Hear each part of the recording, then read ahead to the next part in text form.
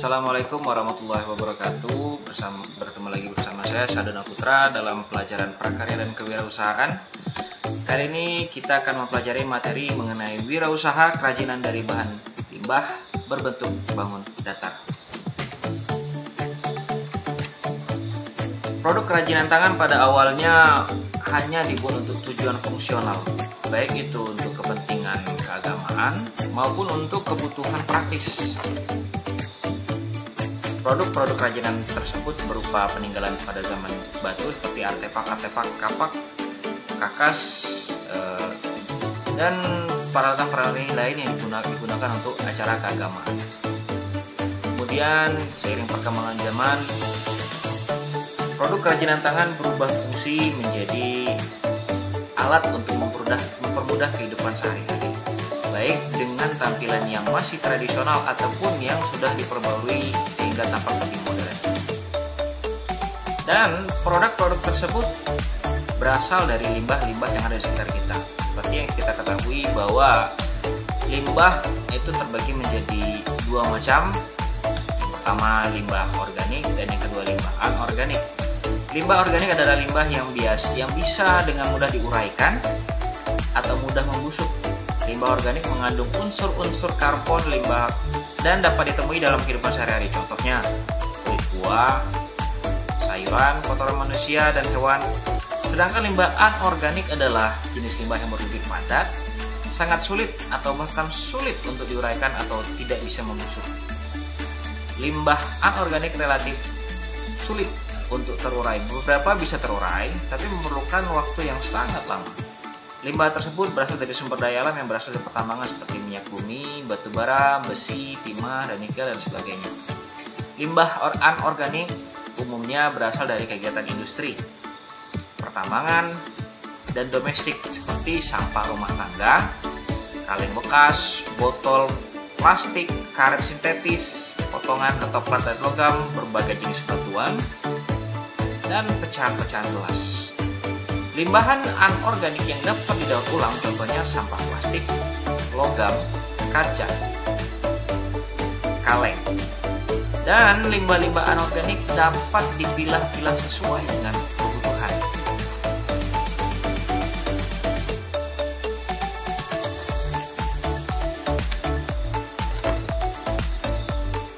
Untuk perencanaan usaha kerajinan dari bahan limbah bangun datar, kita memerlukan ide dan peluang usaha. Ide dan peluang usaha kerajinan dari bahan limbah berbentuk bangun datar itu yang pertama adalah persiapan menganalisis peluang usaha. Untuk menganalisis ini ada beberapa hal yang kita lakukan. Yang pertama, meneliti berapa luas usaha yang akan dipilih. Yang kedua, bentuk usahanya apa yang akan kita pilih. Yang ketiga, jenis usaha apa yang akan kita tekuni. Yang keempat, informasi usaha yang akan diterima. Kelima, ada atau tidaknya peta usaha yang menguntungkan.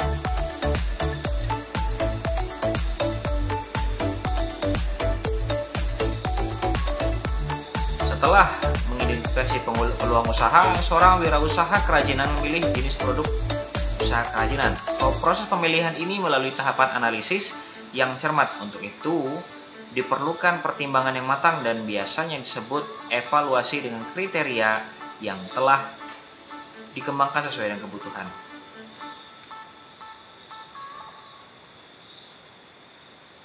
Pemetaan potensi usaha produk kerajinan dari bahan limbah berbentuk bangun datar dapat didasarkan pada ciri khas kerajinan dari masing-masing daerah.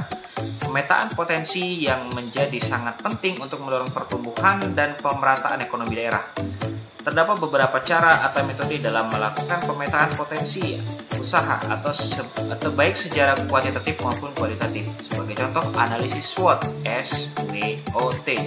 Yang pertama yaitu analisis internal lebih menitikberatkan pada aspek kekuatan atau strength.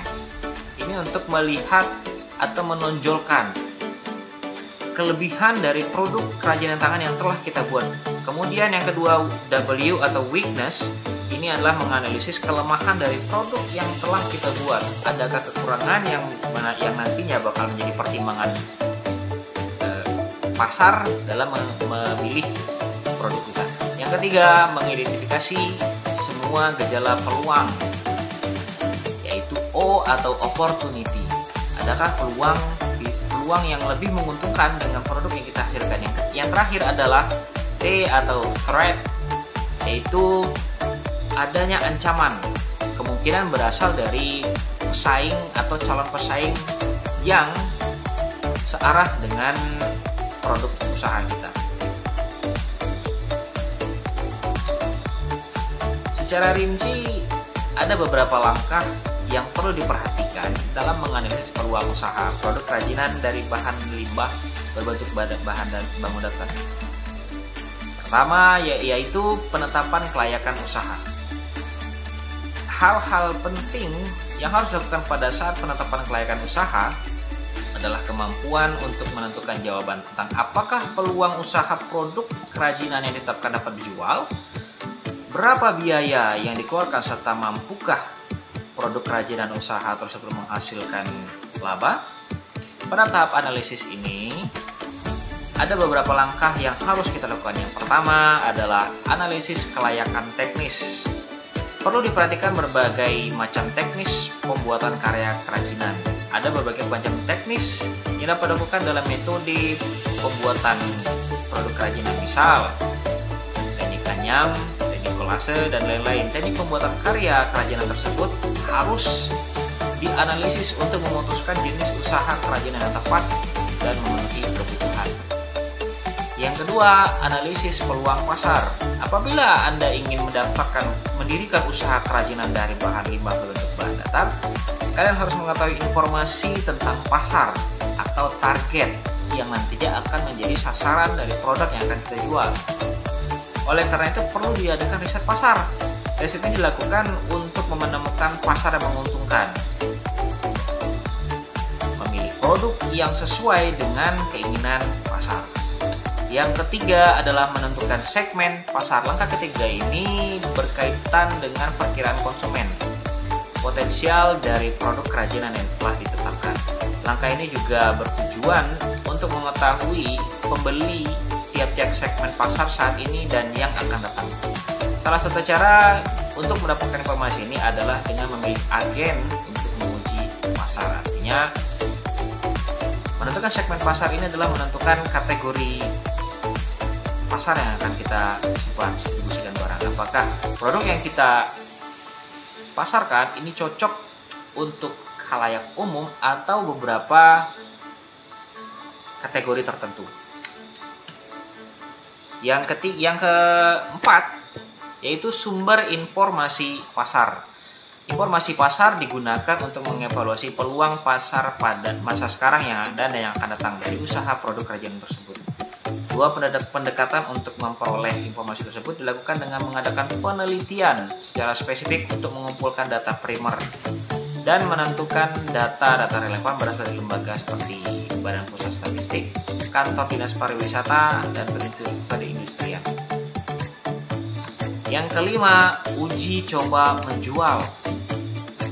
Ini cenderung menjadi teknik riset utama untuk mengurangi risiko pada usaha produk kerajinan dan menilai keberhasilannya. Jika kita berhasil menjual beberapa produk yang kita pasarkan, sudah bisa dipastikan masih banyak lagi orang-orang yang ingin membeli produk kita. Tapi kalau satu kali kita mengetes, dua kali kita uji coba, tiga kali uji coba dan masih tidak ada tidak ada kelakuan dan tidak ada laku dalam proses pembelian, maka di sini dilakukanlah analisis evaluasi dari produk tadi. Terakhir adalah studi kelayakan pasar. Studi kelayakan pasar bagi usaha baru cenderung memakan waktu yang merupakan kegiatan yang rumit. Bagaimanapun kegiatan ini harus dilakukan untuk mengurangi resiko dan kegagalan usaha produk kerajinan. Kemudian yang kedua adalah analisis kelayakan finansial. Merupakan landasan untuk menentukan sumber daya finansial yang diperlukan untuk tingkat kegiatan tertentu dan laba yang bisa diharapkan. Kebutuhan finansial dan pengembalian atau return bisa sangat berbeda tergantung pada pemilihan alternatif yang ada bagi usaha baru. Ada dua langkah dasar sebagai alternatif dalam analisis kelayakan finansial. Yang pertama, penentuan kebutuhan finansial total dengan dana yang diperlukan untuk operasional. Kebutuhan finansial hendaknya diproyeksikan tiap bulan, bahkan mingguan, sekurang-kurangnya untuk operasi tahun pertama dari usaha produk kerajinan baru. Selanjutnya, diperlukan juga proyeksi kebutuhan keuangan untuk 3-5 tahun yang akan datang. Jadi artinya penjualan kita, pengeluaran kita dari mulai modal untuk produksi sampai pendistribusian itu setidaknya harus dicatat agar kita bisa memantau berapa laba dan rugi. Yang kedua, penentuan sumber daya finansial yang tersedia. Langkah kedua dalam analisis ini adalah proyeksi sumber dana finansial yang tersedia dan dana-dana yang akan dihasilkan dalam operasi perusahaan. Dalam menentukan sumber daya finansial, potensi yang tersedia harus dibedakan menjadi sumber finansial jangka pendek, menengah, dan jangka panjang. Ketiga, membedakan persaingan. Semua usaha produk kerajinan akan menghadapi persaingan, baik persaingan langsung, yaitu dari produk kerajinan sejenis, ataupun yang tidak langsung, berasal dari pasar yang berbeda. Analisis persaingan ini sangat penting dalam rangka pengembangan dan keberlanjutan usaha produk kerajinan yang akan dikembangkan.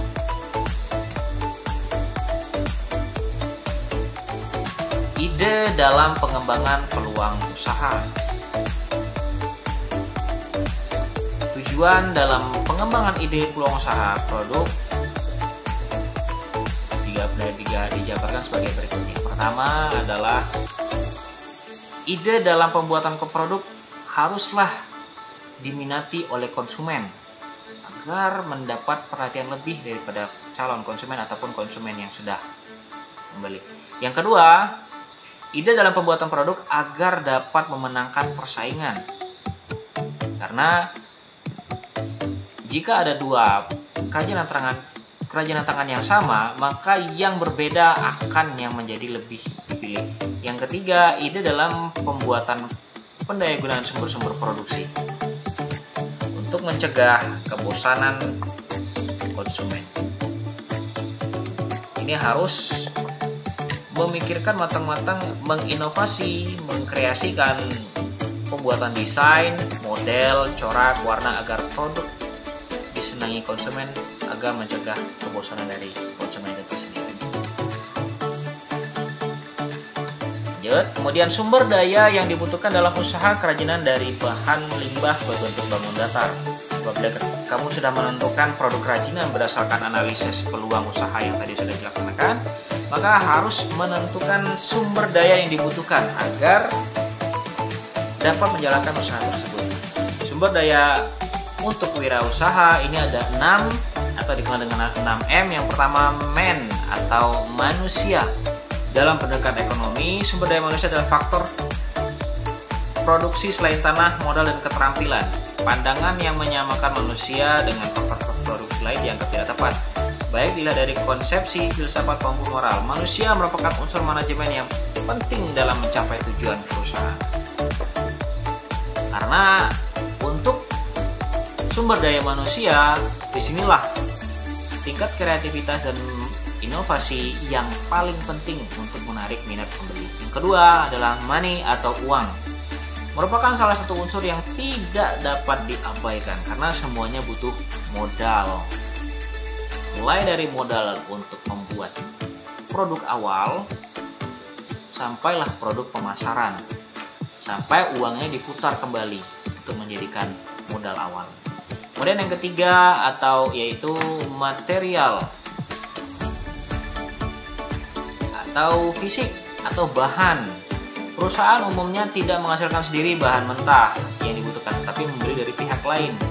Nah, jika kalian bisa membuat bahan sendiri, maka biaya produksi akan lebih murah. Yang keempat, mesin atau teknologi. Ini peran penting dalam proses produksi. Apakah benar-benar menggunakan kerajinan tangan atau nantinya suatu saat akan menggunakan mesin agar mempermudah produksi lebih banyak. Selanjutnya yang kelima adalah metode. Metode sangat dibutuhkan agar mekanisme kerja berjalan efektif dan efisien. Metode kerja yang sesuai dengan kebutuhan perusahaan, baik yang menyangkut proses produksi maupun administrasi, tidak terjadi begitu saja melainkan memerlukan waktu yang lama. Kemudian yang kelima yaitu market atau pasar, merupakan target dari proses distribusi barang yang sudah kita buat.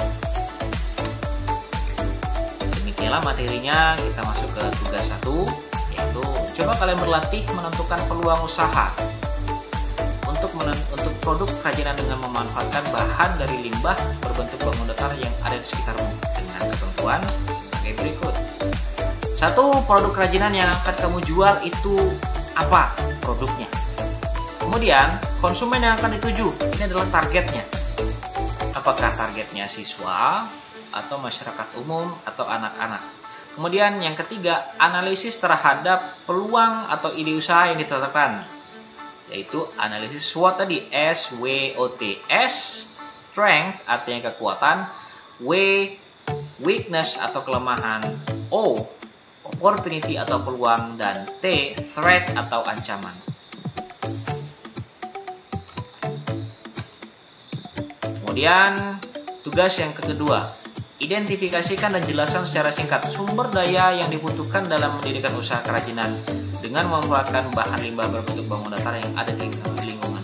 Sumber daya apa saja yang cocok untuk mendirikan usaha kerajinan? Terima kasih. Demikianlah materi saya sampai di sini. Assalamualaikum warahmatullahi wabarakatuh.